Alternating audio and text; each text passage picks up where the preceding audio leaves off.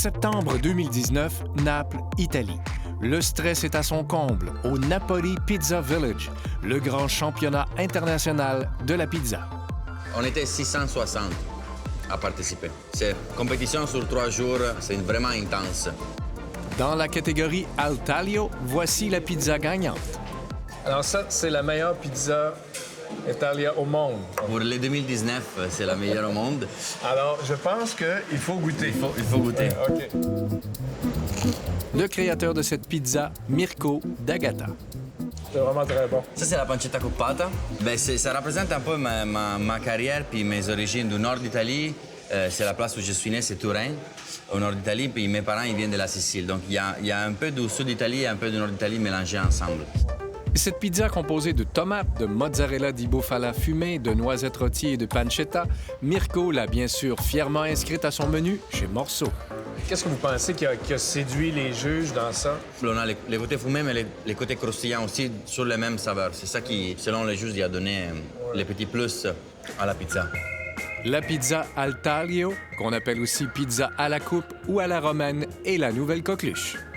Ben, ce type de pizza-là, il est né évidemment à Rome, à la fin des années 60. C'était vraiment initialement une pizza qu'on mangeait dans les boulangeries. Il n'existait pas vraiment de pizzeria al taglio tout de suite. Al taglio parce que c'est à la coupe. Donc on l'a coupé minute, puis on l'a pesé sur la balance, puis on l'a payé au kilo, évidemment.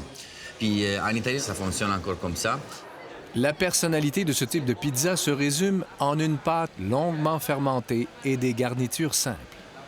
On a tout le temps la partie supérieure un peu plus moelleuse, puis la partie inférieure croquante. Donc c'est particulier en bouche, c'est surprenant les premières fois qu'on la mange. Pour parvenir à cette texture, ça prend un mélange de farine et beaucoup d'eau.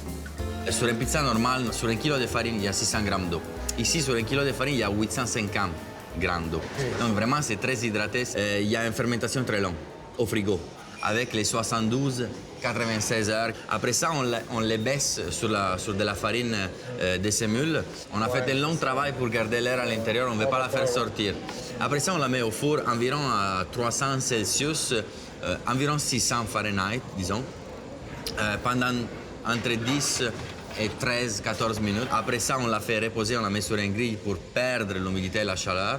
Puis on redonne une deuxième cuisson. OK, vous faites 2 cuissons. Il y a 2 cuissons. Quand les clients viennent la chercher, ça, c'est la 3e petite cuisson parce que on va la réchauffer. À chaque fois qu'on la réchauffe, on perd un peu d'humidité, mais on gagne en friabilité et en croustillant. Ah oui, ça, c'est son particularité. Ça, c'est le secret de cette pâte-là. Ouais. C'est qu'elle est à la fois légère, un peu humide, mais croquante. Mais croquante, oui. Fabrizio Covone est également un pizzaiolo vedette de Montréal, dirigeant avec sa famille les restos Bottega et San Gennaro.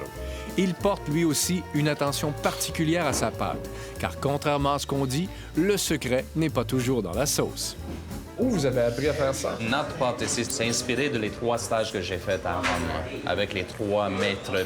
Un, c'était Gabriele Bonci, l'autre, c'était Pierluigi Roscioli, puis l'autre, c'était Lucarelli.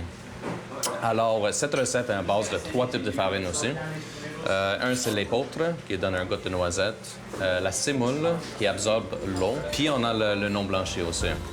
Fabrizio préfère ne faire qu'une seule cuisson. Et pour les garnitures, pas plus de 3 ingrédients. Ça, c'est sauce tomate, l'huile d'olive. À la fin, un peu d'origan, un peu de basilic. Et moi, j'aime ajouter même les tomates cerises aussi. Ça donne une autre profondeur. Une profondeur de goût, hein? Non, ça, c'est vraiment délicieux. Là. Déjà, la sauce tomate, on sent que c'est une recette familiale. Je ne sais pas ce que c'est. Même pas. Nous, on utilise une tomate frais qui vient d'Italie.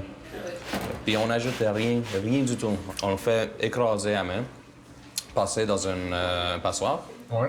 Puis on ajoute un peu de sel, seulement pour couper un peu de l'acidité de la tomate. C'est quoi la tomate? C'est une San Marzano? C'est un San Marzano, OK. oui. Les 2 pizzaiolos d'origine italienne vous le diront, la classique des pizzas romaines est l'étonnante pizza aux pommes de terre. C'est très bon, c'est doux, hein? C'est une explosion de saveurs. C'est tellement simple, tellement croustillant. Puis la pomme de terre, il nous donne l'humidité qu'on a besoin. Avec les croustillants, c'est quelque chose de... Moi, c'est vraiment ma pizza préférée. Mangée sur le pouce, la pizza romaine se conserve bien au frais quelques jours.